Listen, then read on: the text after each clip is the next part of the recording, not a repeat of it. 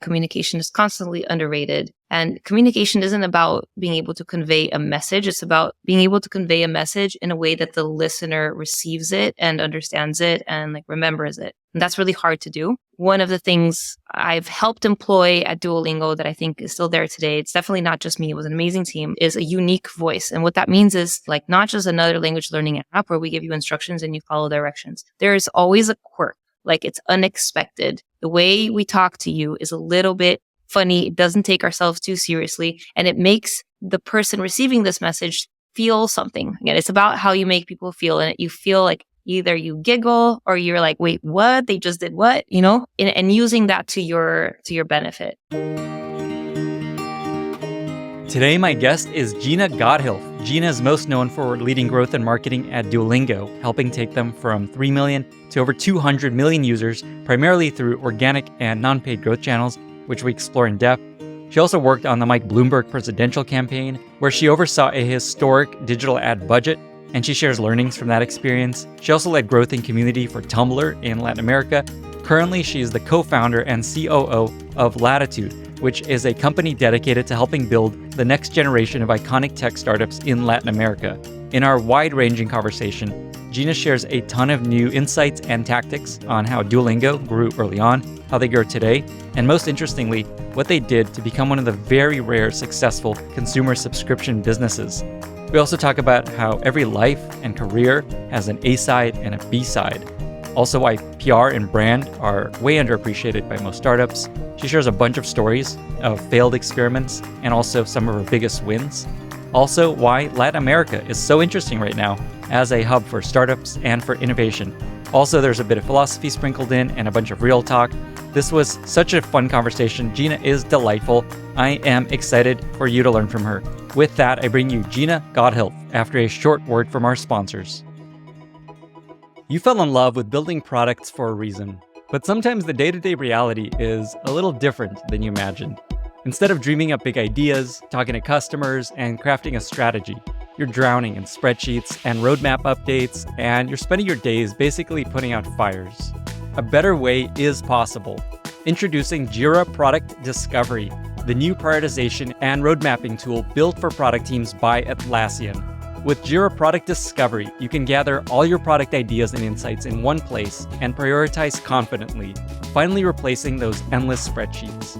Create and share custom product roadmaps with any stakeholder in seconds, and it's all built on Jira, where your engineering team is already working, so true collaboration is finally possible. Great products are built by great teams, not just engineers. Sales, support, leadership, even Greg from finance. Anyone that you want can contribute ideas, feedback, and insights in Jira Product Discovery for free. No catch. And it's only $10 a month for you. Say goodbye to your spreadsheets and the never-ending alignment efforts. The old way of doing product management is over. Rediscover what's possible with Jira Product Discovery. Try it for free at Atlassian.com/Lenny. That's Atlassian.com/Lenny. This episode is brought to you by Hex. If you're a data person, you probably have to jump between different tools to run queries, build visualizations, write Python, and send around a lot of screenshots and CSV files. Hex brings everything together. Its powerful notebook UI lets you analyze data in SQL, Python, or no code in any combination and work together with live multiplayer and version control. And now, Hex's AI tools can generate queries and code, create visualizations, and even kickstart a whole analysis for you, all from natural language prompts. It's like having an analytics co-pilot built right into where you're already doing your work. Then, when you're ready to share, you can use Hex's drag-and-drop app builder to configure beautiful reports or dashboards that anyone can use. Join the hundreds of data teams like Notion, AllTrails, Loom, Mixpanel, and Algolia using Hex every day to make their work more impactful. Sign up today at hex.tech/Lenny to get a 60-day free trial of the Hex team plan. That's hex.tech/Lenny. Gina, thank you so much for being here. Welcome to the podcast. Lenny, I'm so excited to be here. It's been awesome to see how you've built this and just how far it's gone. Thank you for inviting me. Really appreciate that. I'm more excited to have you on the podcast. And I know you just came off hosting a massive event somewhere in Latin America. I think you had 5,000 something people. You had Ben Horowitz keynoting, And I wanted to start with the talk you gave. I think you described it as people having this A side and B side to their life, kind of like a record has an A side and a B side. So could you just share, what it was this conference, and then two, kind of just briefly share this concept as much as you can? For sure. And thanks for that, Lenny. Look, I think for those of us here in the US, I became an American last year. I love the US. I've been here for 19 years. It's hard to imagine just how much is going on south of the border. There's actually 660 million people living across Latin America, and it's an economy of $6 trillion. And Brazil is a huge market just in terms of sheer size, over 200 million people, and also in terms of where the ecosystem is. I am Brazilian, so I am Latin American, even though sometimes Brazilians are not sure if they are Latin American because we speak Portuguese. And so the future of the region really matters to me, and helping people get the opportunities that I've had in terms of access to information and resources that could help them build scalable, very successful startups can really change the economy across the board. I believe in that much more than I believe in government and like whether we're going to vote this guy or that guy next. And so that's sort of, the impetus for the company. The conference was a conference put together by my company. I'm a co-founder. We're three, Brian, Yuri, and I. We put this conference together to bring together the top entrepreneurs, operators, and investors across Latin America, but also people who are interested in investing in the region, of which there are more and more here in the US and abroad. More than 5,000 people came. We had over 70 speakers. It was across 2 days. We had amazing people like, Ben Horowitz, who never gave like a talk or like did a fireside specifically for and about Latin America and the opportunity. But we also had incredible founders who in terms of like US operators may not be as familiar with, but if you've ever heard of Rappi, it's a really important delivery company in Latin America. So the founder of Rappi flew down from Miami for that. And then we had, VCs from like a lot of the top names that you've heard here in the region as well. And then a lot of unicorns. We've had a lot of unicorns in the region. So they were all there. And the idea was to share learnings along the way, successes and failures, so that people can skip by not making the same mistakes as others. And I was asked to open both days. And then the first day, the opening talk that I ended up giving was this concept that I really like, which is the A side and the B side of a story, which is that if you are old like me, and maybe you, Lenny, I think we're similar age, you remember what a CD or what a mixtape was like. And we had the A and the B side. We are very encouraged in our lives, especially professionally, to talk about our A sides all the time, because that's what impresses people. That's what opens doors. That's what allows us to keep growing. And it's so important. So it means that a lot of what you hear in podcasts and on stage ends up being the Instagrammable version of someone or a company or a country's trajectory. It's just the highlights. And when I talk about my A side, it's very impressive. I did things like I met President Obama. I worked on the Mike Bloomberg presidential campaign. I helped Duolingo scale from 3 to 200 million users. I worked with Tumblr, helping them scale in Latin America. Andreessen Horowitz invested in my company, etc. But between all of those highlights, there were so many B moments that get sort of like shoved under the rug because it's just easier for me and it's more impressive for others. But I really like to highlight those because I think that most of us have a lot of B moments every day, every week, every month, and every period of our lives. And it's easy to think that things aren't just not going to work out for us because we're in one of those B moments if we don't recognize them as moments. And the story I ended up telling was how, much like I have these A and B sides that I don't talk about my B sides so much, Latin America also has A and B sides because it's really easy to focus on like, it's dangerous, like we're behind, the governments are a mess. There's like financial insecurity, but there's a lot of A side in there. And a lot of the A side is the opportunity we have in terms of tech, because in terms of percentage of GDP that tech occupies compared to other markets, it's very promising. We're at like 1/3 of India, 1/10 of China, 1/30th of the United States, meaning that like tech companies can grow a lot so that they occupy that space in the GDP, in terms of the GDP, which is believable. So that was the concept of the talk and the reason for this conference. I love this concept. We're going to talk, as you expected, about a lot of your A-side stuff. Is there any example of a B-side story of your life that would be interesting to share? Look, I think those are the most interesting because they're funny or ridiculous, But I'll just say that I had a lot of B-sides and I still do. For example, I had no idea what I wanted to do. I actually wanted to be I thought I wanted to be an actress. I either wanted to be that person in Wow. SeaWorld who goes like this with the dolphin. This is before SeaWorld was canceled. Or I wanted to be Man, an actress. But then my parents convinced me that I was probably not going to succeed because the odds weren't in my favor. I applied to schools. I didn't get into any Ivy League. I didn't get into any of the top schools I wanted to go to.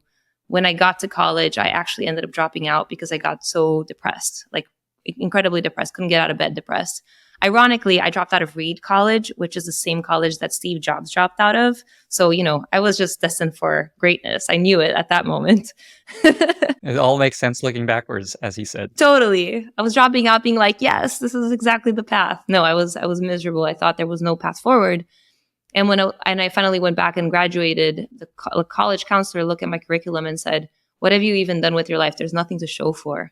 And it was shocking Great. because I was always like the overachiever who wanted to do the maximum curriculum and like ace all of my classes and do whatever, like I did 3 diplomas in high school, the international, the American, the Brazilian.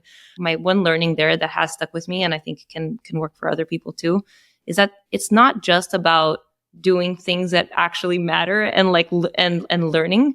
It's about being able to tell a story, and it's about understanding what other people perceive as valuable. I'm not talking about net value, but I'm talking about if you want to grow in the world, it's understanding that psychology of how humans react to what you're showing them. So that was one lesson. But then I went on to, I applied to 100 companies. I didn't hear back from most of them. I finally got an internship at kind of like a tier B/C digital marketing agency in New York City because I wanted to live in New York so badly. And they forgot to apply for my visa on time. So I lost my visa and had to go back to Brazil. And then I ended up leaving that organization to go work for another one. And like, I won't even go into the details of the shadiness of that company that I worked for, but then they ended up laying me off. So I lost my visa again, had to go back home, found another opportunity, got fired that time. So there's just a lot of rockiness in my start that I don't think you would imagine when you see someone up on stage, like leading a conference for 5,000 people, that I think is important. And even when I started working for Tumblr, I was like, this is it. Like, I made it. This is a really interesting company. This is going to work out. That was super rocky because it was an early stage startup. So for example, they couldn't figure out how to wire money to Brazil. So I was not paid for 6 months. And at one point, me and like my colleagues were trying to get money out of the teller to pay contractors because we had no money to pay them. And like we borrowed money from people. And finally, they also laid me off because they decided to sell to Yahoo. And then I had to figure out like, what am I going to do? No one's going to hire me. I've been fired and laid off so many times. So this is all before I started an agency to help US-based tech companies and startups grow in Latin America, because I figured I was in like this really great place to make that happen. And it eventually worked for well-known companies such as Duolingo. At the time, they weren't well-known. They were a tiny little startup. They didn't have an Android app.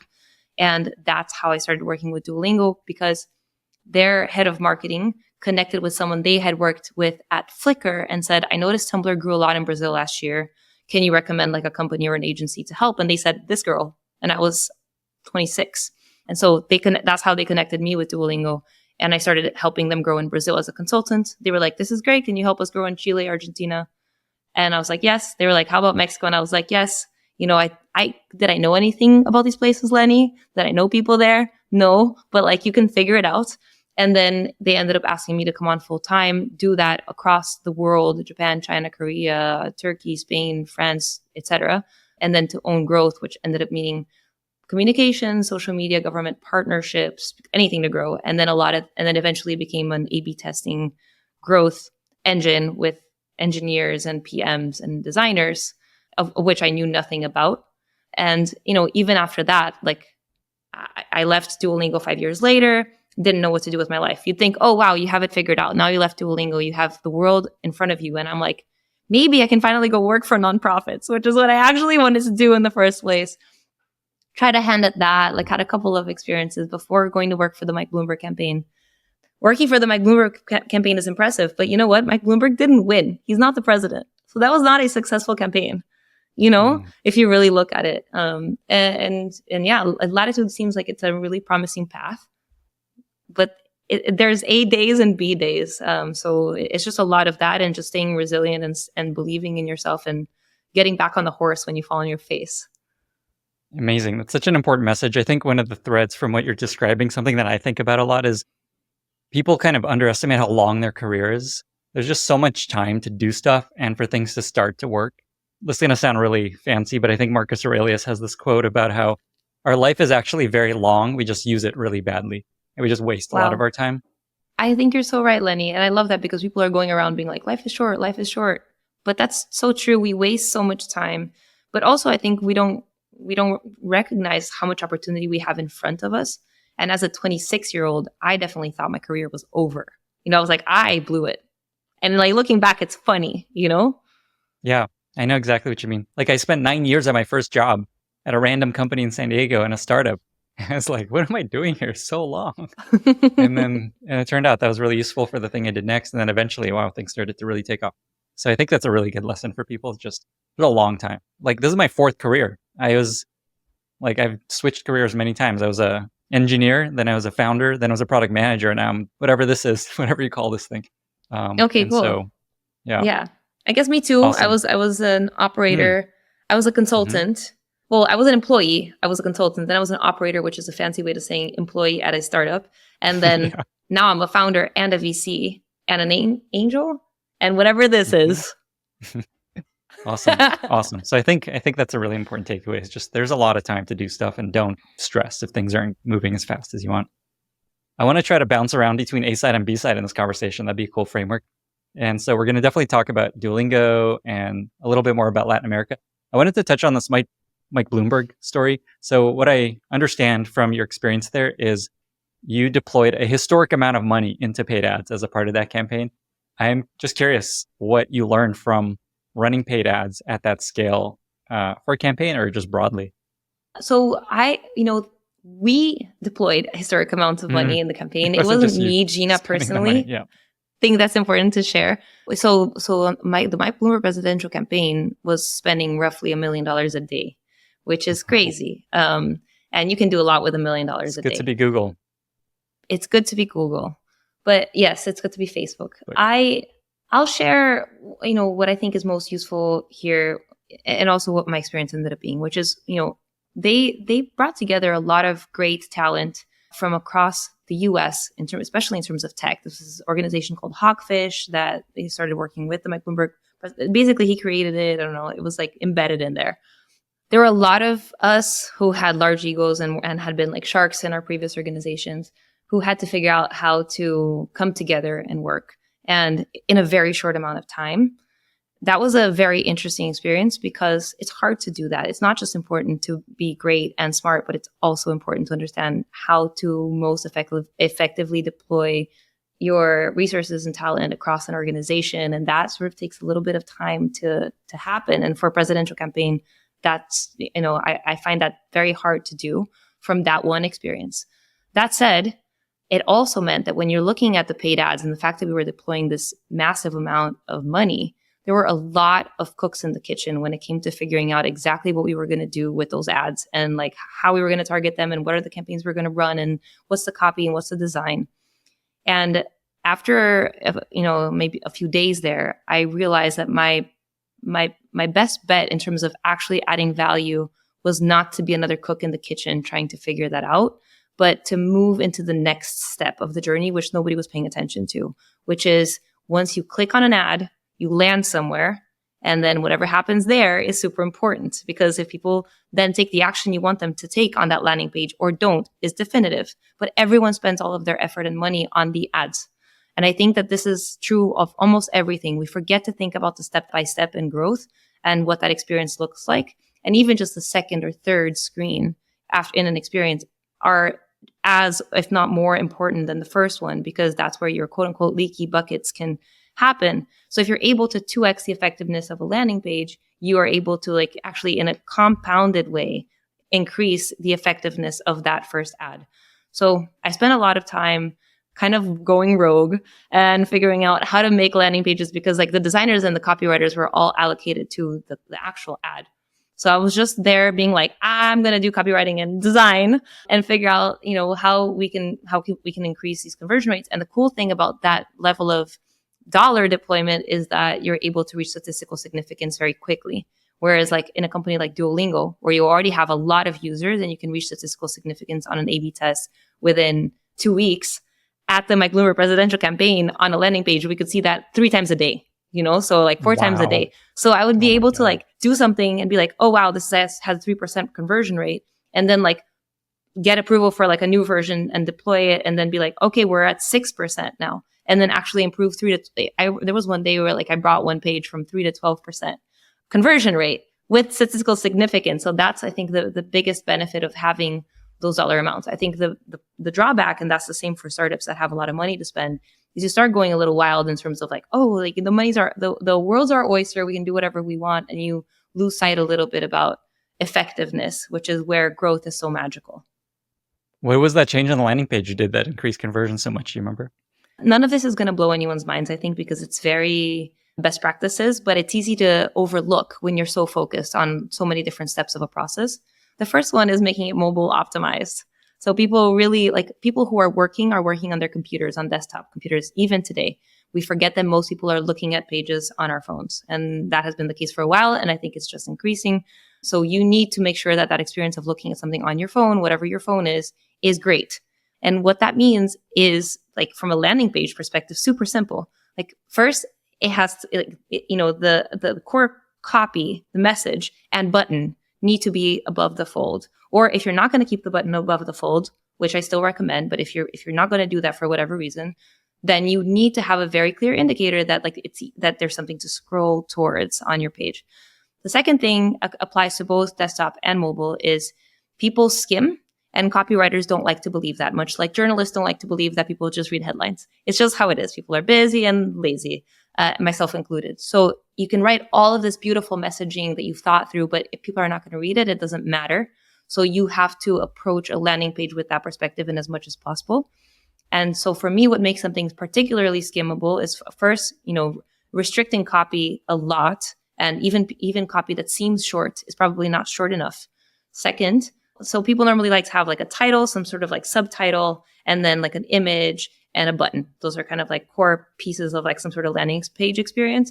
Having the title and the button speak to each other is really cool, because if people only read the title and the button, they got it. Like, it can't be like, wouldn't you like the next president of the United States to blah, blah, blah, and then like a whole explanation of what, and then the button is like, I don't know, apply, whatever, right? Like, it's like, apply for what? Now I have to go read the thing and I didn't get it. So just keeping those two things super speaking to each other.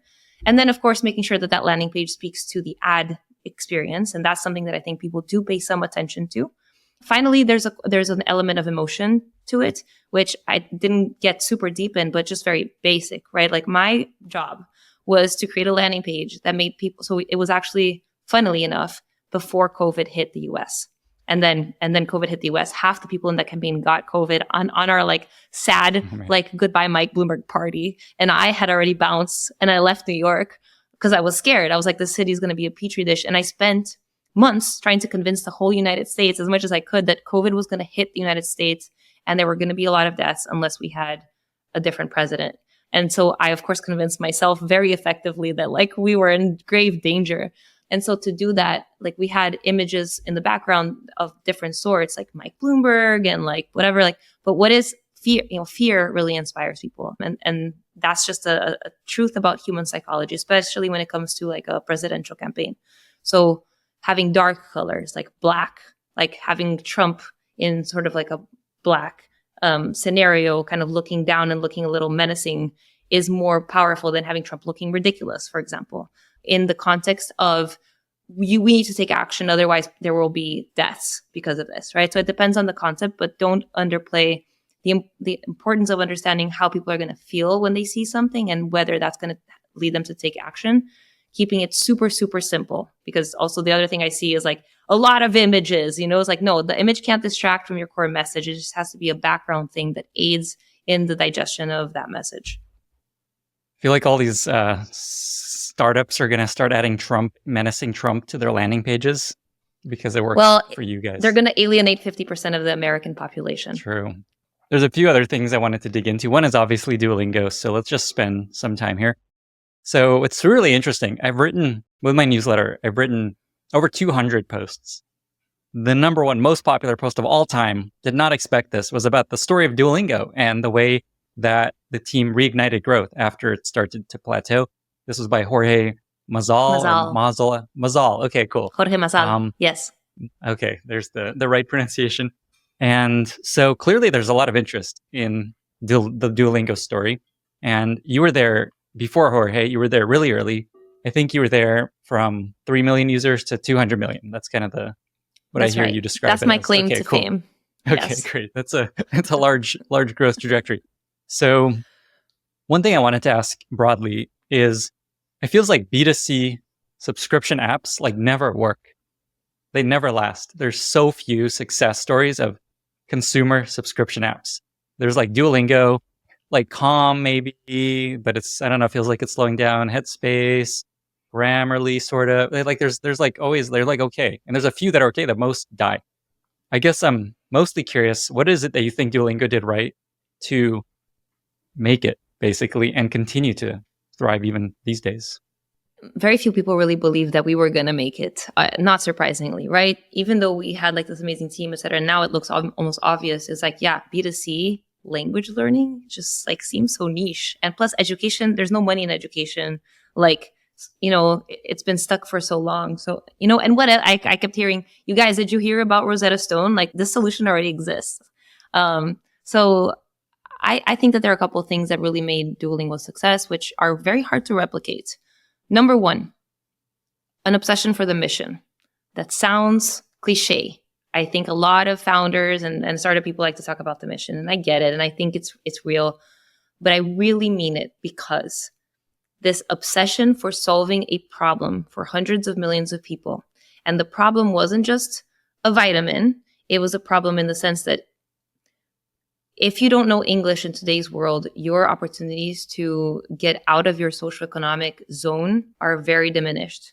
More specifically, you can double or triple your income potential by learning English in a developing market like Latin America. And there are lots of those around the world. That belief that education should be free and that people should have access to that opportunity, not just in developing countries, but of course also in the US, really drove the organization in a way that drove how we built our marketing, how we spoke to our users, how we designed the experience, how we put barriers in front of taking decisions that would actually impact that mission.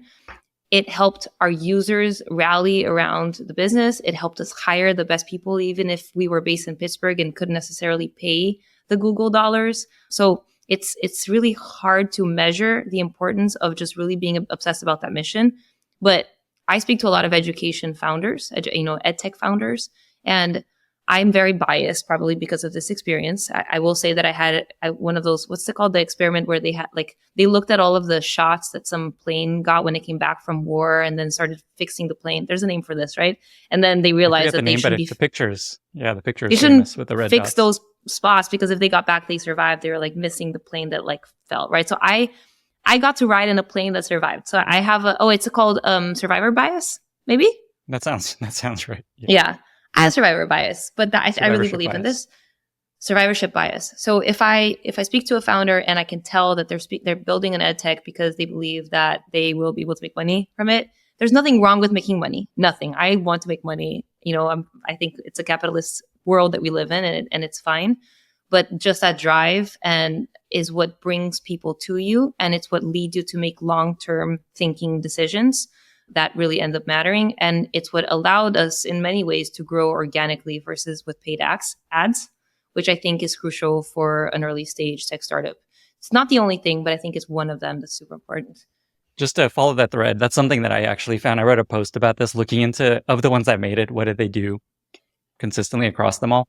And one is just stay very lean and scrappy for a long time, because to your point, it's so hard to build a big business, and you can't afford, like you said, the best people. You can't pay them as much as everyone else. So essentially, it's just like a long time of just being very lean and scrappy. That was the most consistent pattern across all these B2C subscription apps.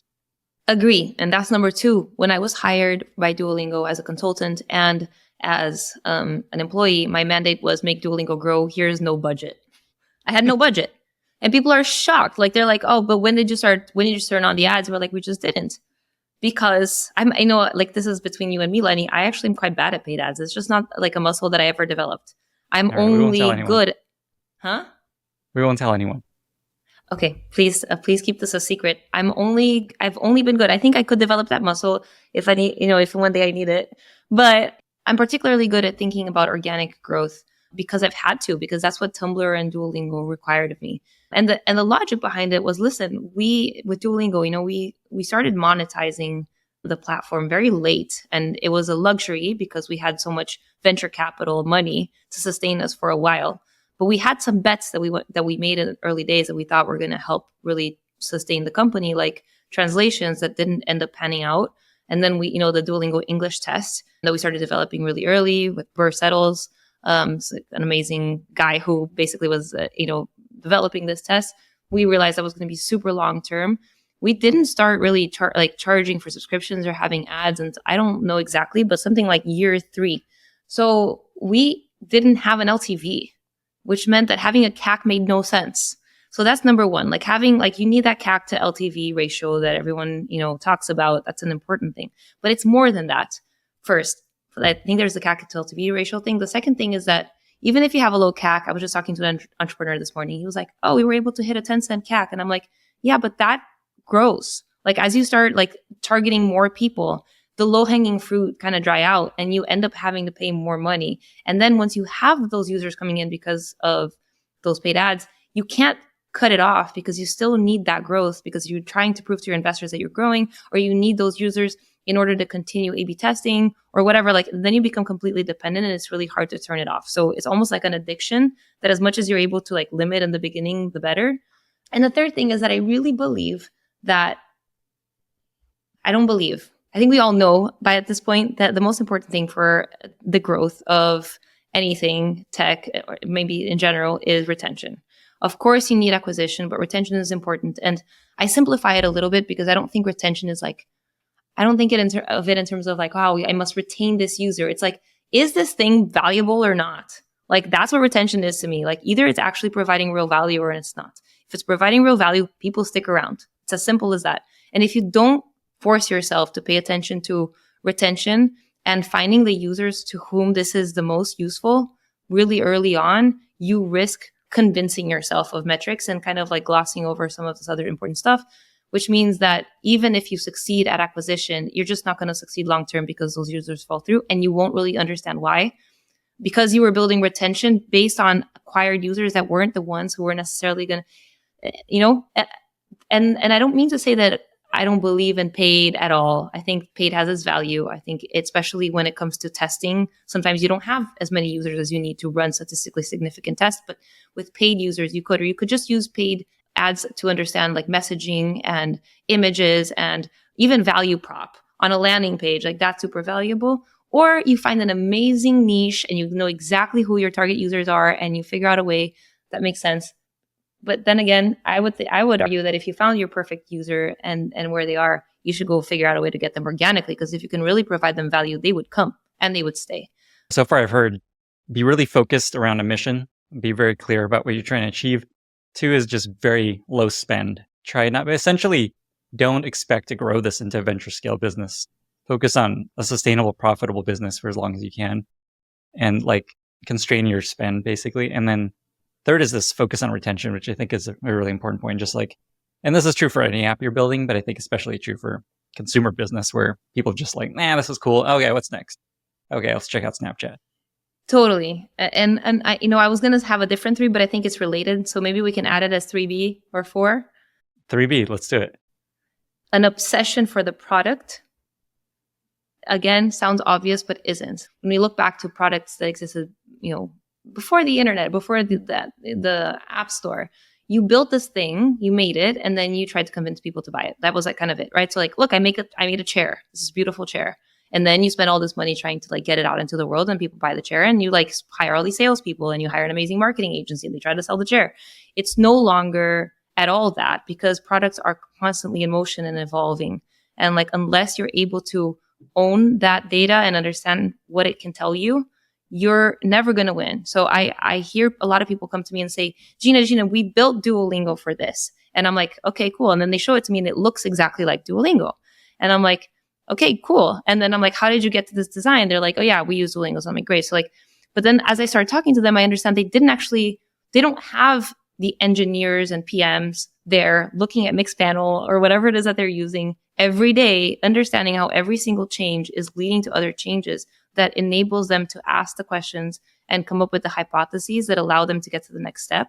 So it's almost like they just like copy pasted something. It's, you know how I think of that? It's like those students who are able to copy their, like the best students answer on the math test, and then they get frustrated that they didn't get an A because the work wasn't there, but they copied the answer. But if you don't know how to do the work, you get another math question and you're not going to get it right. And so that I think still misses in I would venture to say most early stage tech startups out there. It's certainly the case in Latin America, where people think they can outsource like the code or outsource the growth. And they're not just like looking like hawks at like the quality of the data and the statistical significance and like running hypotheses and like questioning them. And that rigor is a culture at Duolingo that was there from day one before me and continues to be there today. Amazing. So I think if a listener is trying to build a subscription consumer app, I would suggest just rewind and listen to that again. I think there's so much gold there. And in my experience, I get a lot of decks because I do a bunch of angel investing. I kind of just discount consumer subscription apps because they never work, except when they do once in a while. And so my advice is if you're building something in this space, just like listen to exactly what you just said. There's a lot of important stuff and like actually internalize it, like stay really lean, stay really focused, obsessed with retention, obsessed with making sure the product is solving the problem you're going after. So I'm so glad that you agree, Lenny. I really admire you. So it makes me very happy. Well, we're both happy then. I wanted to switch to the B side, and I'm curious, what's like a mess up or a big mistake maybe that you made or your team made that was like, oh wow, that was a big waste of time? Yeah, look, a lot of things didn't work out. More than 50% of our A/B tests didn't work out. We made bets that didn't make sense. I will say though that like in the spirit of A and B sides, and I think in general we are really good at forgetting the B stuff. Like I talk so much about all the stuff that worked that it's hard to remember like all of those moments that didn't actually work. And the thing that I tend to talk about, which is like this mistake that we made as the growth team, is almost like one of those, like when you get asked in an interview, like what's like your biggest weakness? And you're like, I'm a perfectionist, It's like one of those things that actually makes you sound good because it's the story about how my team really wanted to implement badges. We spent a lot of time playing all the games that were popular at the time, trying to understand how those gamification growth hacks that we could find in those apps would potentially overlay onto Duolingo and how, we would do that. And badges was just pervasive in all of the top games. And so it seemed like a no-brainer. But since we ranked all of our experiments in terms of ROI and return being like how many users we think we're going to get from this, DAUs and time investments, it never made sense to focus on this because we thought that the time sink would be too high. So I actually ended up not letting the team run this experiment for like 6 months so that we focus on lower hanging fruit. So that's like a mistake on my end. Then we decided to run this experiment in the most lean way possible. We're like, you know what? Like there's MVPs, there's like minimum viable experiments. We don't have to run a whole badges thing. We can just like do something more simple and actually see if that like leads to growth in an interesting way. And then we'll know. And we ran this very simple experiment that was like, you signed up and then you get a badge. And it was like this girl with a balloon. I don't know. She was like happy or whatever. And of course, in retrospect, it led to no results because no one is proud of signing up. It's not an exciting moment. And you don't even have badges to collect. You can't show it to other people. Like none of the things that make badges compelling were there. But we were like, okay, well, we tested it, didn't work. And then we moved on. So we moved on for like another, 8 months. And we didn't look back. And then when we did look back, first of all, at that point, we discovered that we hadn't been dog fooding, okay, which also was embarrassing looking back. We hadn't been dog fooding in the growth team. We just come up with hypotheses. We were super careful about prioritizing them and making sure that we were doing the best possible like write-ups and all these things. But like the dog fooding piece, I didn't come from a product background. I was a marketer and I didn't really understand the term dog fooding. But when we had a conversation, we were like, you know what, if we had just tested that, we would have all known that this was a super lame badge. And I was like, why are we not testing our experiments? And so like that became part of our practice. it's still relevant. I just had a conversation yesterday with engineers at Latitude. I haven't explained what we built yet, where we're building it. Maybe we'll get there. But I was talking yesterday to engineers at Latitude, and they're awesome. Like, in terms of a product team, we have like the number 8 employee at Nubank. You might have heard of Nubank, but it's this like massive banking, like fintech in Latin America. And we have people from like other fintechs. And then we have this guy who was a lead PM at Twilio. And I was explaining to them why we should be dog fooding. And they were all like, oh yeah, we should dog food. It's just like easy to forget stuff like that. So that was a mistake that, we could have probably gotten to the growth that we got to with badges much earlier on. And not only did we get to growth with badges, but it became like this amazing treasure trove of opportunity, because once you have badges and people want them, you can now ask people to do anything, like go find friends, go buy things, like, whatever it is. And so like we impacted almost all metrics across the company positively, including some we hadn't expected. But it's like easy to talk about a mistake that ended up being a win. So that's why I compared it to the interview thing in the beginning. But, we tried making Duolingo a social app really early on and failed. It was called duels, like you could duel, Very clever. Yeah, I know. We were clever, but people didn't use it, and we didn't figure out why. We tried making a Duolingo for Schools platform, like we couldn't get it to pick up. I went and launched Duolingo in China, and it got downloaded by 1 million people in the first day, and then the app got blocked, and because of the government, and then we couldn't figure out what to do, and then everyone rated the app like 1 star because it didn't work, and so then we had a lot of trouble actually recovering from that. We launched Duolingo in India and didn't realize, because we couldn't have unless we went there, which we finally did, that most people set their phone UI in India to English, because typing in Hindi is hard, and of course there's a lot of languages throughout India. And we were making it so that when you downloaded Duolingo, whatever UI you open your app, your phone was set to, we offered not that language for you to learn. That was your base language. So we were telling people, learn French, Spanish, German from English. And they were all trying to learn English. So they didn't find what they were looking for and they left. There were so many mistakes, and luckily I think we were able to bounce back from most of them in terms of how Duolingo is doing today. Man, there's so much there. That was awesome. I like you're like, oh, I don't remember any of my failures. And then like, oh, here's all these awesome stories. That was great. Just one thread there that comes up again and again in this podcast is the dog fooding piece, especially. I think people don't trust their gut and personal instinct enough.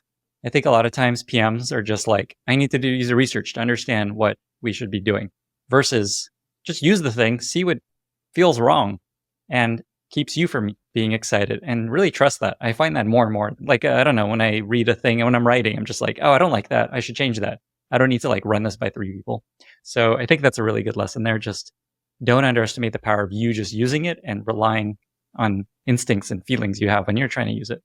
Totally. And that's so hard to do, especially when you're young. And I think, I will add that especially when you're female as well, or maybe other minorities, it's just really hard to trust your instinct, because you're constantly telling yourself like, what do I really know anything? Or like, am I just being lucky? But you have to. And I think that forcing yourself to pretend that you know answers and just finding out what this like pretend person who would know all the answers would think like is really helpful, because it helps you develop your point of view, your voice, and to trust yourself. Even when you're working on something that you don't fully understand, we're building a banking platform at Latitude. I was looking at it and I was like, they were having trouble understanding why people were having problems with wires. And I told them all about how I'm an idiot when it comes to wires, and I make these mistakes ABC because like I don't match like the line. It's like whatever. There's like all this information you're supposed to input, and sometimes the information you get is not in the same order. And they're like, wow, and I'm like, this is just me as like a user making dumb mistakes. But that is our forte, when you're able to understand that when you don't get something, probably other people don't get it too at scale. Absolutely. It's like the, if you're thinking about asking a question in class, many people are thinking of that same question, and they will appreciate you asking that.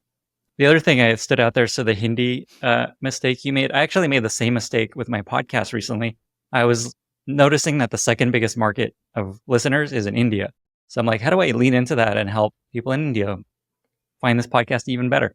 So I added subtitles in Hindi to a number of the episodes and tweeted it being, oh, look at me go. I'm going to make this so great for people in India. And everyone's like, we don't need this. We prefer English. People in tech in India, we know English. This is even harder. They're like, I can read a lot faster in English, so please don't do this. So that was a really And good there's learning so for me. many I'm not gonna languages in India. Like that too. really, it's Yeah. it's crazy how many like how people don't speak the same languages across the whole country, but also it means that people in India are fluent in so many different languages. We live, we learn. I want to go back to the A side and just a couple more questions about Duolingo. You said that most of the growth was organic and you basically had to grow it organically. Is there anything that you can share that worked really well? Because everybody wants to grow organically through word of mouth. Is there anything tactical you did that really helped Duolingo that other startups can do and try? Absolutely. So first of all, I would actually say that A/B testing and product-led growth is organic growth because you're not spending money on it. And so first thing that you can do, no matter what stage your startup is make sure that you are not overlooking the importance of people in your product team who really know how to evaluate data and how to use that and learn. And if you're too early stage, you're not looking at 5% growth, you're looking at 20, 30% growth opportunities. But I think that's number one. Number two, actually, this is something I might have said is like something that Duolingo did really well, but I think it goes hand in hand with mission. But, throwing the mission thing aside, brand and PR. So, the importance of building a lovable brand that really resonates with people and makes people feel something and want to stand behind an idea that's bigger than themselves is not easy to do, but possible and core to being able to increase word of mouth. So at the bottom of this is the mission, which is Duolingo, the mission was always originally to bring free language education to the world, then, to build the best education to make it accessible to everyone. I don't know how they're wording it today, but that's something most people can get behind. Doesn't matter if you think Bloomberg or Trump should be president. Like, do you think everyone should have access to great education? Like, most people would say yes. And so that's much more powerful than, do you want to download an app and learn a new language? So if you're able to have that and things that you really believe in about what you're building that's changing lives or impacting the world, even if it is just helping business people do their jobs better in a way that's going to improve their lives and their ability to make a living, or it's going to improve companies' ability, whatever it is, like the bigger idea behind it, and focusing on creating something that people like, whichever your audience is. It might be a more serious audience than something like Duolingo, but for Duolingo, it meant like, we have this owl, the colors, and then the way that the owl talks and the notifications and the emails that you get and the product experience. All of that ties back into how people feel about your brand, which makes it so that people are more likely to talk about it, which makes it so that you are much more likely to get a reporter to write a story about you. If you have something that's meaningful outside of like, hey, like TechCrunch, did you know that my app grew by 20% last month? They're like, I don't care. But if you're able to tell a story about people whose lives are completely transformed or something like that, that's much more interesting and has played an important role in, honestly, my work at Tumblr, at Duolingo, not the Mike Bloomberg presidential campaign, but definitely Latitude as well. Okay, that's amazing. I was going to ask, what does that actually mean and how do you build a lovable brand? And so what I've heard so far is there's this like personality and voice that was really fun that you all lead into to make it like not just a generic translation app. It's like, oh, this is really fun and interesting. And then this other piece is these stories of transformation. Yeah, there's more. So I think a brand that stands for something, but truly stands for something, that's where the mission piece comes in. How do you communicate that to, like, how do people even know that the brand stands for that? So that has to be an integral part of your communication. Like in the early days, like we tested a lot of stuff on social media. We made, again, mistakes. Like at one point we were posting photos of our team on Facebook being like, check out the behind the scenes. Guess what? No one cares. But making the mission, we had like a calendar. This is very tactical, but like a social media calendar where like one post a week is about effectiveness, because we knew that like proving that Duolingo was an effective way to learn a language and actually having data behind that moved the needle. So making sure that was part of our communication in terms of our social media calendar, in terms of like the PR pitches that we were making, in terms of, whatever we were able to like communicate out into the world. And then make sure that one post a week was something about the mission and what we were actually trying to accomplish. But it also got embedded into a lot of things. Like, for example, when we were testing screens to get people to convert into paid users on Duolingo, we found that including something like, by paying for Duolingo, you're making language learning accessible to millions of people. That actually improved the metric. People cared. enough to make the payment, so it really can be anywhere. In addition to that, I love copywriting, and I believe that communication is constantly underrated. And communication isn't about being able to convey a message. It's about being able to convey a message in a way that the listener receives it and understands it and like remembers it. And that's really hard to do. And one of the things I've helped employ at Duolingo that I think is still there today, it's definitely not just me, it was an amazing team, but I've helped employ that I've used at Latitude and other places, is a unique voice. And what that means is exactly what you said, Lenny, like not just another language learning app where we give you instructions and you follow directions.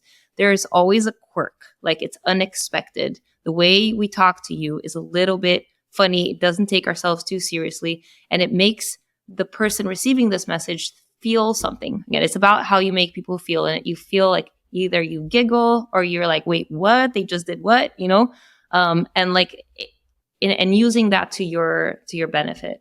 We use that a lot at Latitude today, as well, in terms of especially our newsletter, just self-deprecating humor. And that's what's helped us grow so quickly in Latin America in such a short amount of time. People identify with it. They see themselves as part of that, again, much like the mission versus like you're a company and I'm a consumer.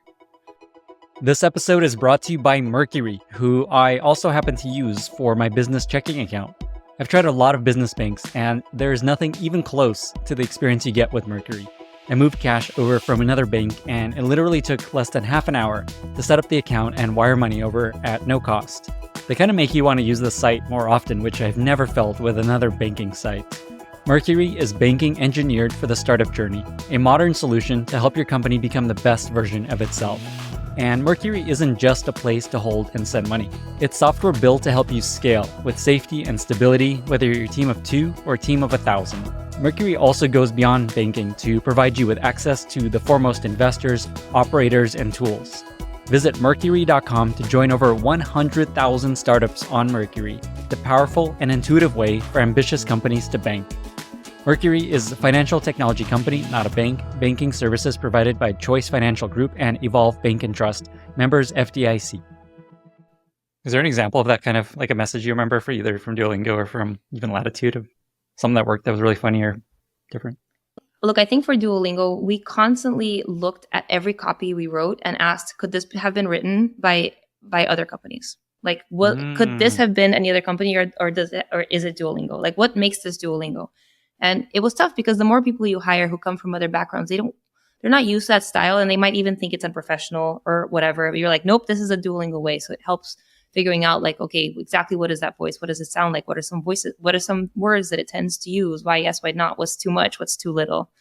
In terms of specific examples, this is something that I didn't write myself, but I wrote a lot of notifications for Duolingo for the passive aggressive message that I'm sure people have received, which started and then became a meme, and then Duolingo used as well. But like the whole like, this doesn't seem to be working, we'll stop sending them for now message, which like you got after 5 days of inactivity. In addition to that message, around the same time, we decided to send an email to people in New Year's, because that's when people make a resolution to do things. And we wanted them to make learning a language a resolution for the year. So we created an email, and it had like sad duo, because there was, I don't know if the screen is still there. I haven't used Duolingo in a while, but there was always a screen of duo really sad when you fail something. And that screen had been the owl. Duo is the owl, sorry. The green owl would cry, and we A/B tested the size of the puddle, and the number of tears that came out of his eyes in terms of effectiveness. So we used that duo in in one of those emails, and then it started. Someone picked it up on Twitter, and the message, like the passive aggressive message, and this like sad duo, they started making their own versions, which was like study now, or duo will eat a poison loaf of bread, or like the next email will be a funeral Evite, things like that, right? And so that's an example, I think, to me, which can now be seen very much throughout Duolingo's brand, where we could have just said, oh no, this is a PR disaster. We need to go back to being this friendly, like nice little fluffy thing that everyone loves. Instead of being like, no, like we get that people think this is funny, and we're just going to run with it, because using the dual voice, it gives us the permission to do that, because we're not just like, we're not square. We're not going to do that thing that you read in the textbook in school. We're kind of going to play along with it. That's an incredible lesson. It reminds me of this famous Duolingo meme that I'm sure you've seen, where someone shared they got these two notifications in a row. I just pulled it up here where first they got this Duolingo push notification. Looks like you forgot your Spanish lessons again. You know what happens now. And then the next push was from their security system. Intruder alert. Backdoor. Proceed with caution. And I imagine Duolingo even leaned into that, I think, when this started spreading. 100%. And it wasn't an easy decision, because of course a lot of people in the company were like really concerned about the brand image and like what are people doing and how do we revert this, that kind of thing, right? So it was like it was a bet that we made where we're just gonna like, no, we're gonna lean into it because that's what having this unique voice means. It's about getting it. It's about being part of something bigger. It's about, connecting with people outside of just teaching them a word a day or whatever it is. And with Latitude, I think we do that all the time in our newsletter. And it's a lot of like self-deprecating humor for Latinos and using expressions that like could be almost offensive, but they're not in terms of Latinos only, but also the tech world, making fun of like being a tech founder and like the things that we do that we think are okay. And like, it's just a lot of that where I think I would call it irreverent.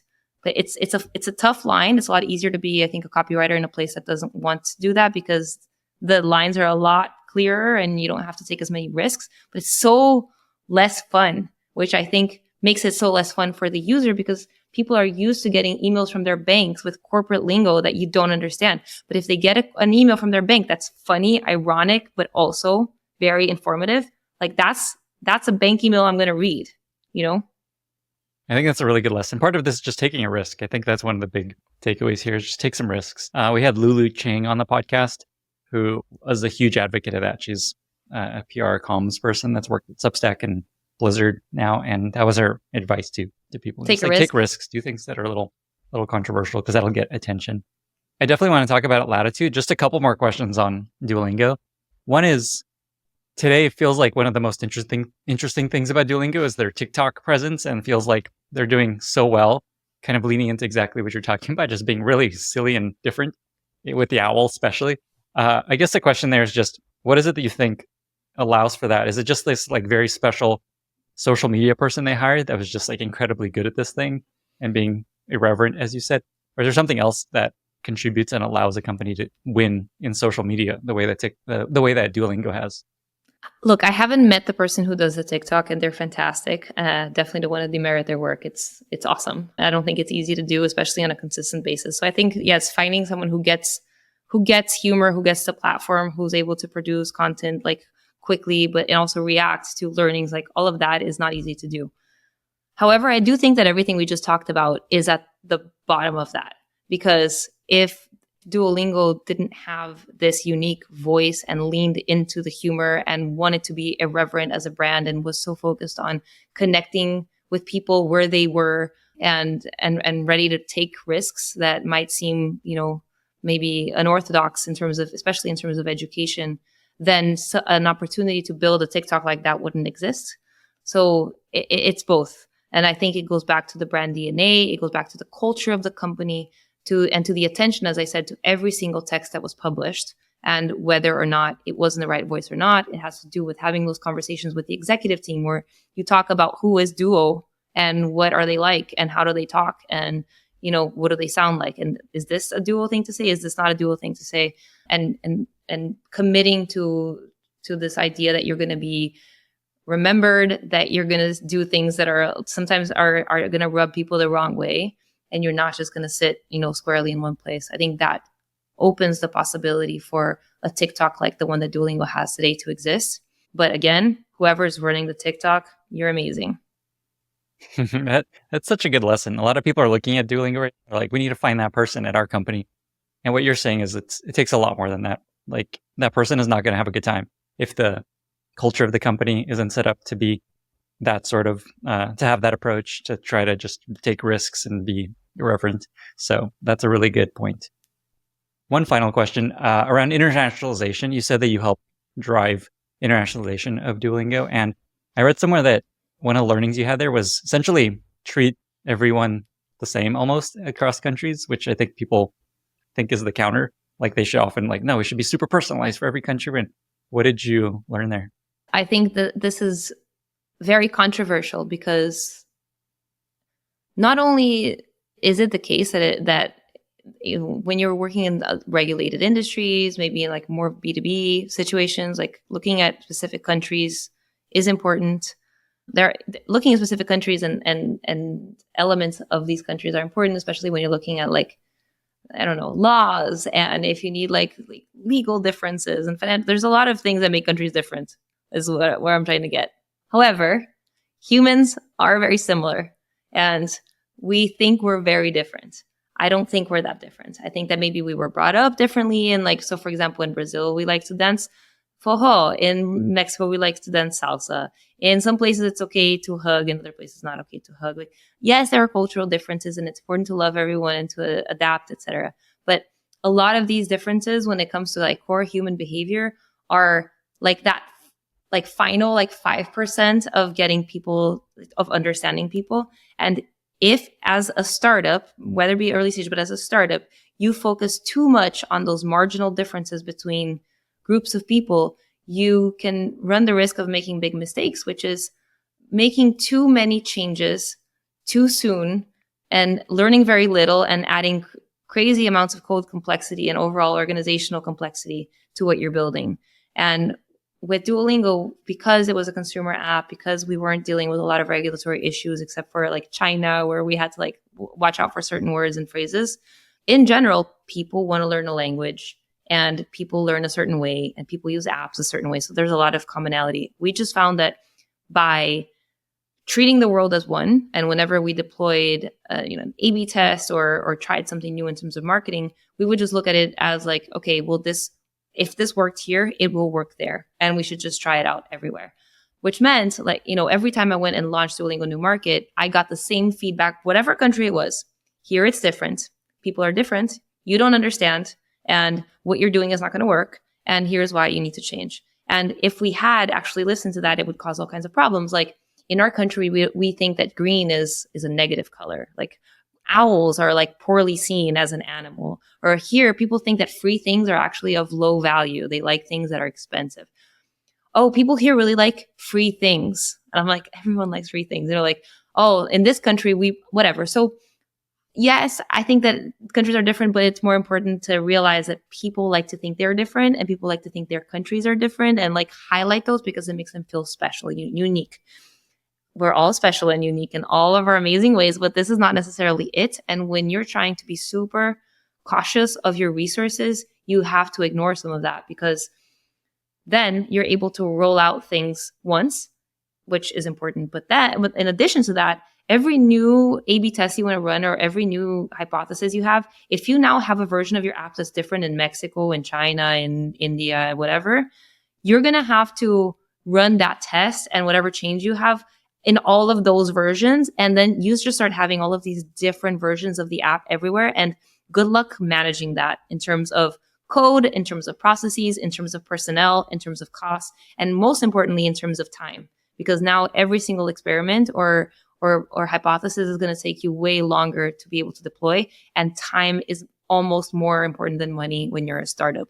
So it's important to keep things super simple. And this was something that we did that actually ended up paying off, with few exceptions like India and China. That is such cool advice. It reminds me of a quote that I think of that a friend of mine shared once. Life is maintenance. Anything you add to your life is just something you're going to have to maintain from that point forward. And similar in products. Anytime you add new code, you're going to maintain that code forever. And the more you can not add anything new and not make things really different, the easier everything gets. Like people forget that. It's like, oh, we're just going to spend a bunch of time to make it awesome in China or Brazil. And then, now you have to maintain that forever. And every feature has to.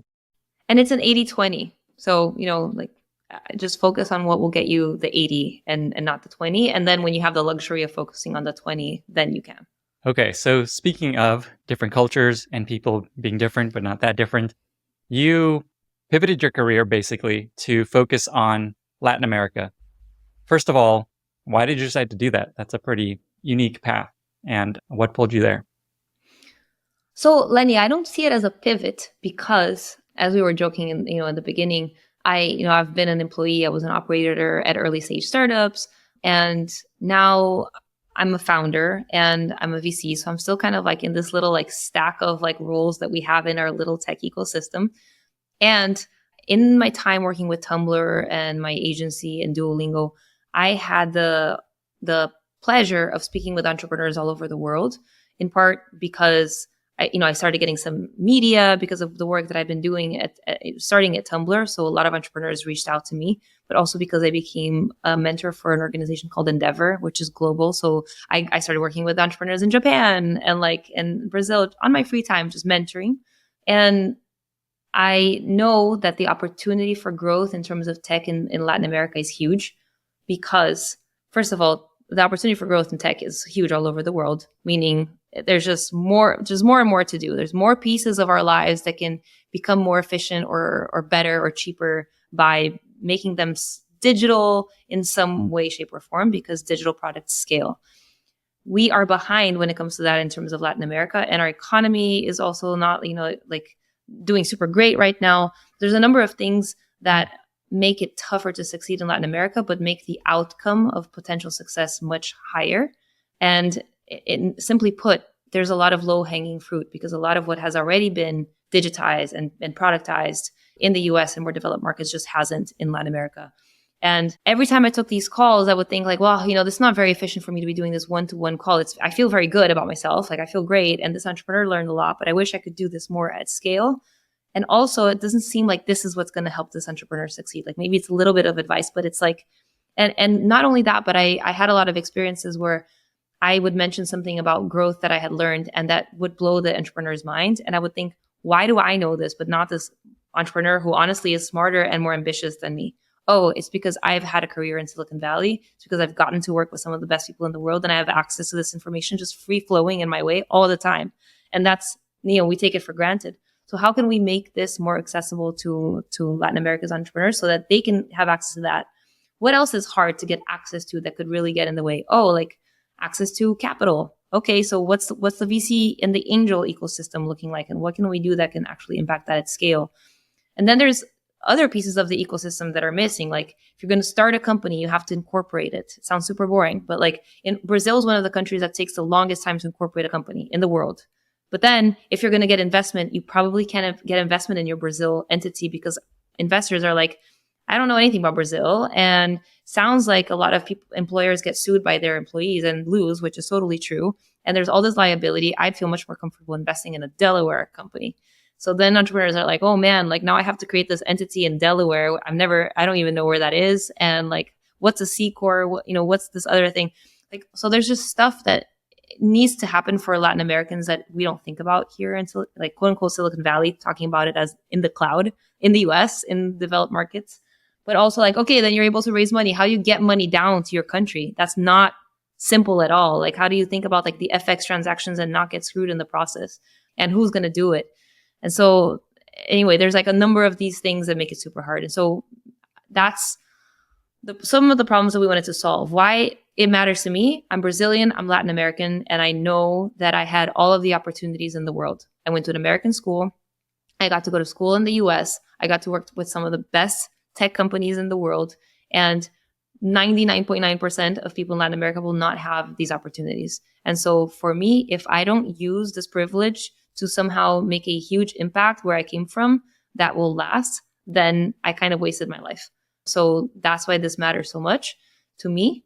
And I met my co-founder, Brian Reckworth, at On Deck. If you've heard of On Deck before, I'm a big fan. I'm wearing On Deck socks right now. Yeah, I am. I love their socks. Yeah. And I just had a conversation. Comfy. I just had a conversation with them yesterday. I really love, I'm a big fan of what they built. I met Brian doing On Deck. I actually was thinking of starting a completely different company, but also focus on community, as we were talking about. Like people want to find connection, and I think that there's a lot of business opportunity there. But I met my co-founder, and he was working with our third co-founder, Yuri, who's actually the guy, we joke, he's the guy who builds things. He's the CTO. He actually knows how to build. And started talking about what it is that we can do to make an impact in the speed at which tech startups succeed in Latin America, because we think we can have a huge impact on the GDP of the whole region, development, job opportunities, and so on and so forth. So to me, that's what motivates me. It's like figuring out how I can use my time as leverage to make the biggest impact possible in terms of social economical mobility for people in the world, and focusing on the part of the world that I came from made the most sense. So you referenced this company that you started, Latitude. Maybe just describe briefly just broadly, how do you pitch what Latitude does to folks that might find it useful?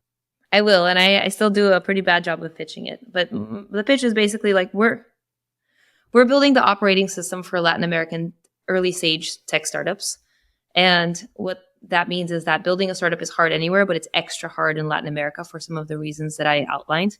Some of the things that we decided to solve for are, one, it's super lonely to be a founder. And if you're able to meet great founders who are just a step ahead of you in anything, be it in product or growth or marketing or incorporation or finances, you can save yourself so much time from trying to like read books and Google. If they can just tell you what to do or connect you with the right person, that if we were able to connect these people meaningfully, we could make a huge impact. So that's number one. It's lonely. And number two, you build a startup in Brazil and you're like, wow, this is working. I'm going to go to Silicon Valley. I've seen this happen a lot in the past decade. And Silicon Valley is a completely different place. The US is a different place. The competition is different. 3% of people in Brazil only, and that varies in Latin America, speak English. So the likelihood of you being taken seriously is low. So your chances of success are low. But at the same time, Latin America has so much in common as a region, but we don't actually see that if we're Latin Americans. We just think we're countries. Like, especially Brazilians don't think that they're part of the rest. And Mexicans don't think about Brazil. Like, it's so far. Look at it on the map. We like in the US, you're like, oh yeah, Latin America. But if you're there, it's just like not at all connected. But the opportunities of growth are huge and dependent on whether you meet the right people, are able to open doors and understand that our problems are so similar that a solution for one part of this region could potentially be great for another part of the region. I'm not doing a great job of pitching, but in addition to it being lonely and it being difficult to find the right resources and really trustworthy knowledge, it's really hard to raise capital. And it's really hard to do things like incorporate and bring your money down, et cetera. So that's what we do. First, we have a fellowship program. We have 1,500 entrepreneurs who got in. We run 4 cohorts a year, about 600 applicants per. And so you get in and you get access to all of these resources we put together. You get to find out what everyone thinks about other investors in the region, because I think it's important to disseminate that information. You get access to introductions to investors through each other and advice and events. In addition, we have a fund. So we've invested in 100 startups and we're raising our second fund now. It's going to be around $25 million with a $30 million cap. So that's another thing. So we invest, you figure out your investment game, but you might become one of our investments as well. And in addition, we have products that make it a lot easier to navigate the super, in my opinion, boring and frustrating stuff behind starting a company that you don't want to think about it as an entrepreneur, because you're trying to solve a problem and build a team and build a product. You're not trying to figure out what's the best incorporation method and how to open a bank account in the US and how to figure out like the foreign exchange prices and bring the money down and how to manage that money or how to stay compliant in your country and then in 2 other jurisdictions if you have a Delaware and a Cayman. So we do all of that for you and make it easy through like a dashboard we built, a bank that we built, and so on and so forth. So it's not an easy to describe business because it's kind of an ecosystem play. We're trying to elevate the tech ecosystem in Latin America, and it's a lot of moving parts. You basically help them do everything, which is what I'm hearing. And it sounds like you'd be a fool not to take advantage of this. The customers essentially are founders in any Latin American country. Is that right? Is that who? Founders in Latin America, but we also have a lot of US-based founders who are building for Latin America because they understand that the opportunity there is huge. Awesome. And then what is the arrangement? Do you take equity if they join the program? Is it free? We don't. Joining the program is free. You just have to be able to get in. We don't, for a number of reasons. We just don't want to like deter anyone who's amazing from being part of this community. And so that's why we made that decision. If we invest, we take equity. If you choose to use our products, that's a paid thing. So, you can choose what makes sense for you. Something I wanted to ask about is what is it that you think is that Latin American founders and companies are uniquely good at? Is there a kind of a thread across Latin American startups that are like, oh, they're so good at this area. Pay attention here. In general terms, startup founders have to be really scrappy and resourceful and resilient. Latin Americans tend to be very scrappy, resourceful, and resilient because of just the realities in which we were brought up in. We have words for that we don't have in English and Portuguese and Spanish, which is like dancing around things and figuring out things when like you don't have other solutions. So I think that's something that we see a lot. In terms of what we're really good at, I would say, first of all, there's opportunity in every single vertical in Latin America because it's such a wide open field. So there's opportunity everywhere. It's not that we're particularly good at fintech, for example, but if you look at the fintech opportunity in Latin America right now, it's so hot and there's like so much money and there's so much happening because of the huge problem of people not having access to bank accounts or access to credit, or just like all of the bureaucracy that exists in trying to get those things or to make payments and so on and so forth. So there's just huge opportunity there. Trying to think what else I would like highlight. Lenny, you talked about like B2C. I think, again, because there's so much open field, there's so much opportunity when it comes to B2B, especially when you're talking about SMBs. There's a lot of like small and medium businesses doing things on paper. So figure out what they are and how you can make them not on paper and deploy them effectively. So I think that's an advantage we have. Other than that, I wouldn't highlight anything in particular. I think that there's amazing people all over the world. It's just a matter of what are the opportunities that exist. And because there's so many opportunities that are Latin America specific or that are emerging market specific, which means that if they work in an emerging market in Latin America, they could work in other emerging markets. And you know what? Most of the world is not developed markets. And understanding what it's like to not have access to amazing Wi-Fi and like iPhones and all the things that we have access to, that can be a huge advantage because that's the reality that most of the population lives in. And that's a huge TAM. Yeah, that makes me think about WhatsApp. And one of the reasons they made it is they were just obsessed with making the app incredibly small and fast. And they started, I think, with international markets. And then that just ended up being an amazing app because it's so fast and so easy to use. And now there's things being built on top of WhatsApp. Like we just invested in a company called Lead Sales, and they basically turn your WhatsApp into a CRM, which is amazing because so much business is being done on WhatsApp. And that's not the case here in the US. So you wouldn't understand that you can build something for that. And there are other markets that are using WhatsApp for which that's also going to be useful. And the other thing is I think that emerging or developing markets tend to sometimes skip over things because we're so quote unquote behind. So for example, there's examples of these like in India and in some countries in Africa where like, I don't know, the desktop was skipped. People just went straight to mobile. I think we can see these catapult opportunities because then when you start building something and you didn't even build for the previous version of whatever it is that was being used because, in the US or more developed markets, you had access to them, then you are in a way at an advantage. So I'm excited to see how that plays out in the next few years. And I'm particularly curious to see how that plays out when it comes to AI. One last question around Latin America. It's going to be kind of a broad question. What do you think people should be paying attention to? Whether it's specific companies you want to call out, big companies that are doing great, or just trends or patterns. What do you think people should be paying attention to? Anything you want to shout out? Lenny, the truth is, I would love to call out all of our portfolio companies because I believe in all of them, and there's some of them that are growing incredibly impressively. One of them is Pomelo, which is like a fintech platform for fintechs that is just grown incredibly. To me, it's more about paying attention to Latin America. I think for the US, that's already a lot. I don't think people know what's going on below the border, have no idea what Brazil is like.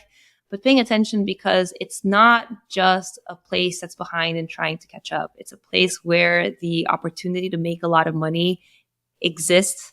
It's a higher risk region because of all the political and economic instability. But given the scenario that we're in right now, which is that we're still quote unquote behind in terms of like all the solutions that we know will be built to give people access to health, to education, to financial services, etc. But we actually have a lot of money flowing into the region in terms of like venture capital. We have the best talent we've ever had because now we've had, I forget how many, but like a lot of IPOs that came from Latin America, like and unicorn companies. People who have worked at those companies or who have worked at places like Duolingo and are coming back to build now know what they're doing. And so there's a number of things that have come together that make now a really exciting time to build a startup in Latin America and to scale it.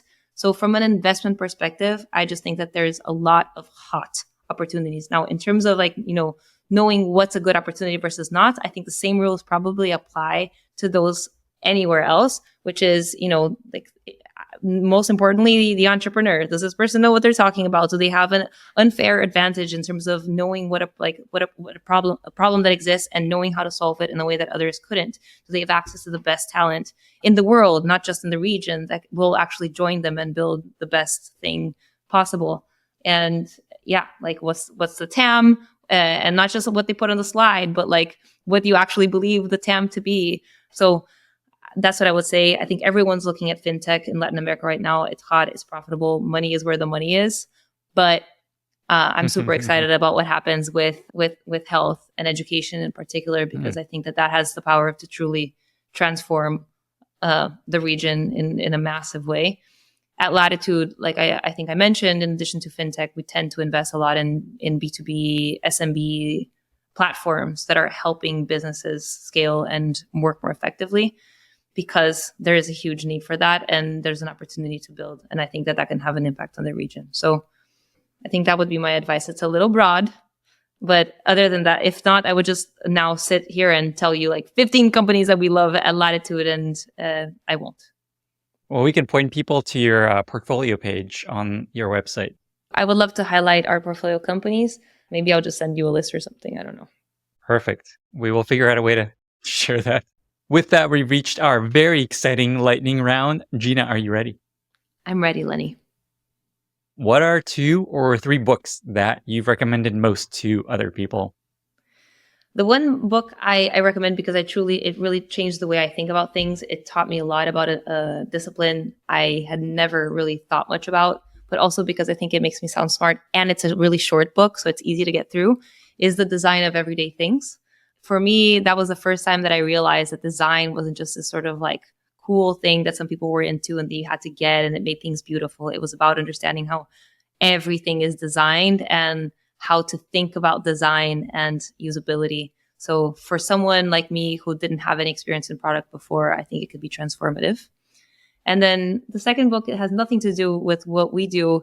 I recommend Viktor Frankl's Man's Search for Meaning, because at heart, I'm a philosopher and I tend to think a lot about life, the meaning of life, and, what differentiates one life from the next, and how to live a good one.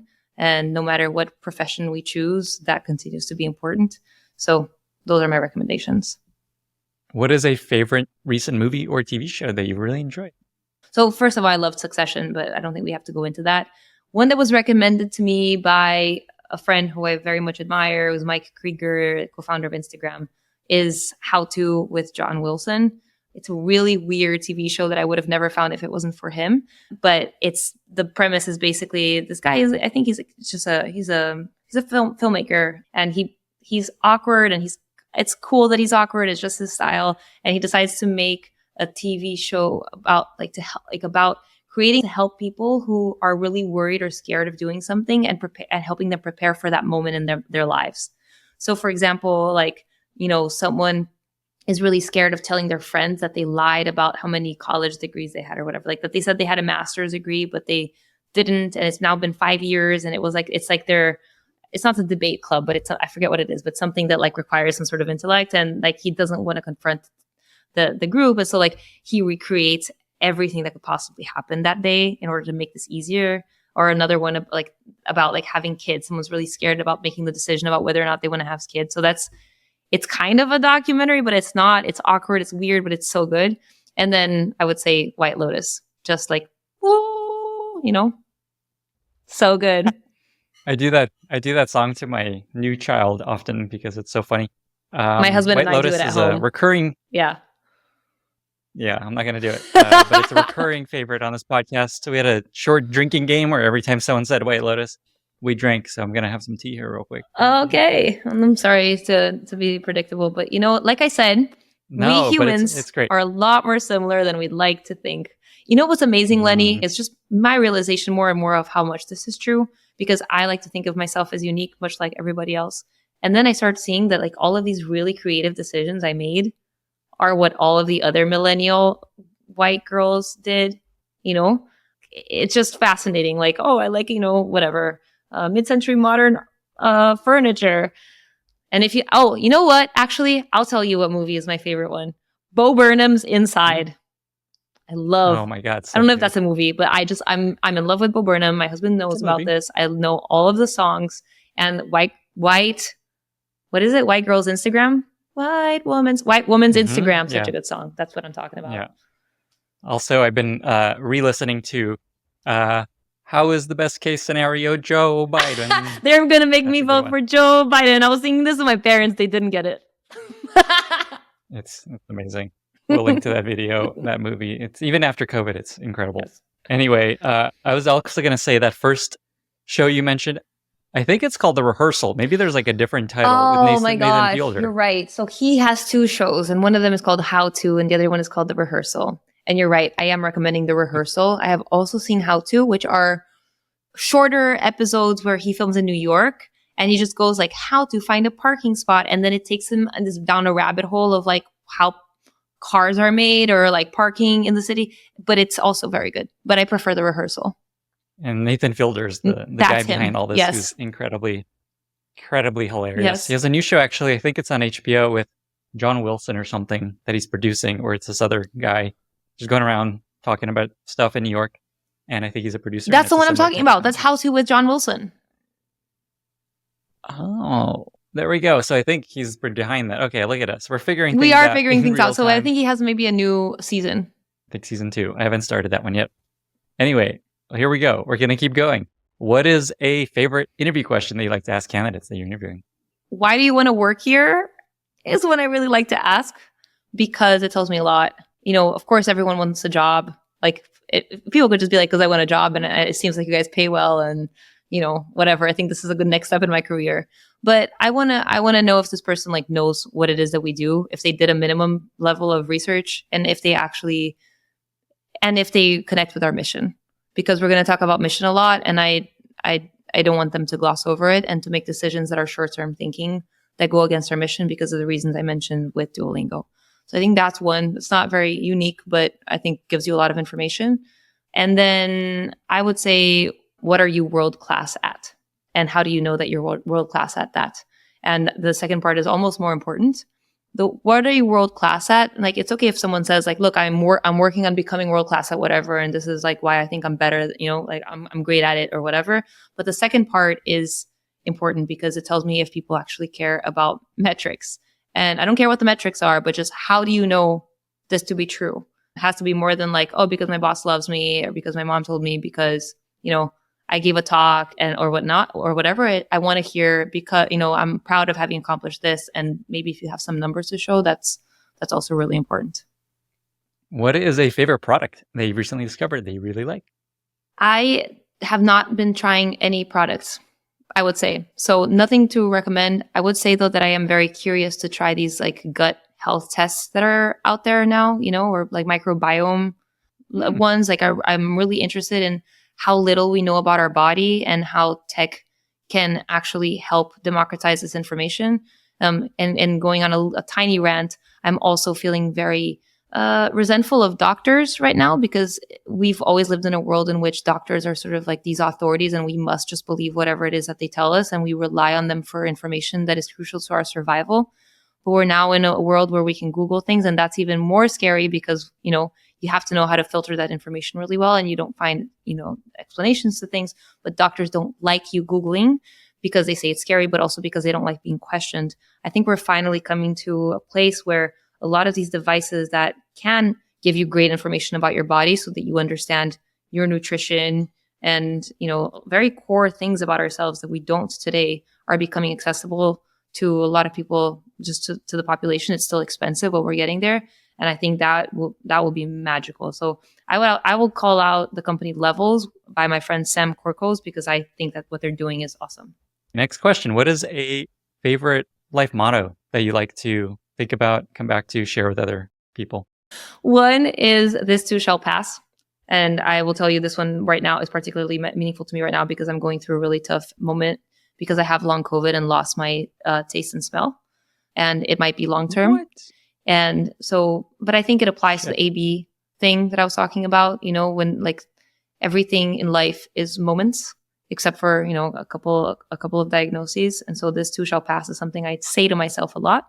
The second one is also not particularly motivational, but I really believe in it, which is fake it till you make it. That's something I've held on to for a long time. And even today, I don't mean lie. I don't mean pretend to be something that you're not, but I mean, it's almost like a way to overcome imposter syndrome. And by opening room for yourself to be who you want to become so that you enable opportunities to become that.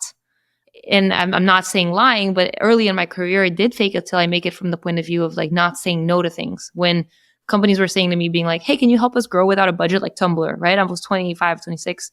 I was like, yeah. And then go figure it out, you know? And when Duolingo turned to me and said, hey, can you be head of growth? And I didn't know what growth was. And I had to Google and find Andrew Chen's blog. I read it and I found out and I just said yes. And then, you know, kept going with that. So fake it till you make it is kind of that for me. But even today, I have a lot of imposter syndrome, which I actually think is not imposter syndrome. It's just acknowledging that I don't know a lot. My team says I have too much self-deprecating humor that actually puts, you know, it puts the company down. It puts me down. So fake it till you make it to me means like knowing how to stand in front of your team or a reporter or Lenny in a podcast and almost like being that person that you would like to be or being your best self. You could call it whatever you want. But I think it can really help you get out of the little hole that you would put yourself into and limit opportunities for yourself. Amazing. This question elicits so many interesting insights and stories. I appreciate you sharing all that. Final question. You majored in philosophy, if I'm not mistaken. I'm curious, do you have a favorite philosopher or someone that most influenced the way you think about the world? You know, I use a lot of philosophy in my day-to-day, but it's not because I have deep knowledge. It's because I have light knowledge that I draw on that helps people like think I'm smart and relates to ideas. Like I often talk about Theseus' ship. To me, like that allegory is like one of the most interesting ones because it's about identity and building and whether, you know, I don't know if the allegory is like, you know, the ship lit. No, please share. So Theseus is on this journey. I think he leaves Crete and he's going somewhere else and he's on a boat. And then over the course of the trip, like so many things happen. They've hit so many waves and they have like storms that they have to replace like planks and re-sew the sail. And by the time they arrive at the next port, nothing on the ship is the same as it was before. Like they'd replaced every single plank. They've replaced all the masts. They've replaced all the sails. And so the question is this the same boat that left the dock? And to me, that's a really interesting concept around transformation and what it means to have an identity that exists over time, even when so much of us or so much of a company or so much of a country changes. And what is that core identity? And, you know, so to me, that shapes, I think, a lot of ideas because it's a cool allegory and it resonates a lot. But yeah, so I would say at this point, I embarrassingly have very cursory knowledge of philosophy. I could probably remember a lot of it if I went back to it, but I don't use it in my day-to-day. And I would love to take time off at some point and go study. But I'm also embarrassed to admit that I'm not a person who just like finishes work, is completely depleted, and then wants to like bury my face in a philosophy book. I don't. I would like to I would like to acquire all of this philosophy knowledge, but I want to watch White Lotus. Or if I'm going to force myself to like work out, I'll listen to an audiobook. Like that makes me feel good about myself. And it's a fiction one. I think this is actually a great example of exactly what you're talking about, where we change and we are not necessarily the same person we were, right? It makes sense that you're not obsessed with philosophy, having finished that a while ago and now working on something totally different. Yeah, I think I still am, like, because I'm, you know, I consider myself to be very like existential. I'm an atheist. So I like to find meaning. It's not like it doesn't exist so much for me. And I think about the big questions and I am interested in philosophy. I'm just not interested enough to make time and effort for it in my life right now. As a hidden gem at the end of this episode, I'll share I'm also an atheist and I actually ran a website called atheistspot.com. It was like a Reddit for atheist news. I went to conferences. What is the news? We didn't see God again today. Still no God to be found. Yep. Indeed. The funniest thing is we had Google AdWords on there and the ads were based on the stories around like different religions. And it was all like christianmingle.com on the atheistspot.com. Anyway, yeah. Gina, we covered so much ground. What an amazing episode. I learned a ton from you. I'm so excited for people to hear this. Two final questions. Where can folks find you online if they want to reach out? And how can listeners be useful to you? Yes. Okay. Thanks, Lenny. So people can find me online. If you want to see just ridiculous posts, that's where my Instagram is. And my Instagram is impressive because I'm Gina on Instagram. Yes, I am just Gina. Wow. Oh, so that's super impressive. You won't even find it when you look for me because you'll see all these other Ginas, but it's just at Gina. That's me. I do share some professional things as well there too, but I think it's my more entertaining channel. You can find me on LinkedIn. I'm a little more serious on LinkedIn. I have a photo with Obama, which will certainly impress you. So find me Gina Gotthilf on LinkedIn. And I'm so many stories we haven't covered. I know. I'm Gina G on Twitter. And that's probably, you know what? I did a Harry Stebbings podcast and then that got me 600 followers on TikTok, but I've never posted. So, but maybe at some point. I feel self-conscious, but I think I could be a good TikToker because I think I'm amusing. Well, you're not going to get followers by saying there's nothing good there. So I think if you want people to follow you, you should tell them there's going to be great stuff there. See my amazing content on TikTok. I will definitely start posting it soon, and you can influence what kind of content will be there because I'm listening to my followers right now. And then how you can be useful. Look, if you know of an amazing founder in Latin America, if you are an amazing founder in Latin America, or if you are in touch with VCs who are interested in this, then definitely tell them about Latitude. You go to latitude.com. Do not misspell Latitude. It doesn't have an E at the end. That's because Latitud in Spanish is latitude. However, it's also because we couldn't buy latitude.com with an E. But now that's what it is, and it's grown a ton. So get in touch, join the fellowship, join our community. We're particularly useful, by the way, to US people who are interested in getting plugged into Latin America. Because if you get in, you just meet all the top people in one fell swoop, and that helps you make friends, relationships, find clients, find your business partners, and understand the ecosystem in a hacky way. So amazing, Gina. Thank you so much for being here. Bye, everyone. Goodbye, everyone. Thank you so much for listening. If you found this valuable, you can subscribe to the show on Apple Podcasts, Spotify, or your favorite podcast app. Also, please consider giving us a rating or leaving a review, as that really helps other listeners find the podcast. You can find all past episodes or learn more about the show at lennyspodcast.com. See you in the next episode.